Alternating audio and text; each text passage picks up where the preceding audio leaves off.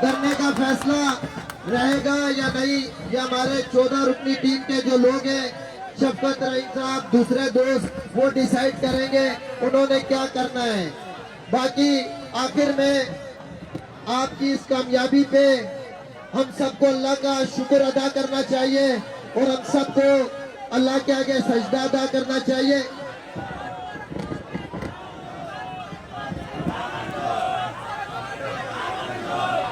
आप सबको बिल्कुल नामंजूर है, हम सब इस नजरिए के साथ हैं।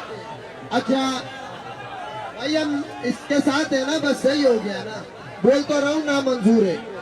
अच्छा, ये धरने का फैसला जो है ये 14 रुकनी टीम करेगी, जो भी वो फैसला करेगी हम उसके साथ हैं, उसको हम देखेंगे। आखिर में एक बार फिर आपको एक बार फिर दिल की गहराइयों से बहुत बहुत मुबारक हो। आखिर में एक नारा सबने जोर से उसका जवाब देना है, नारे सिंध सदा जिए। इंशाअल्लाह ताला अल्लाह ताला कामयाबी देगा। Thank you so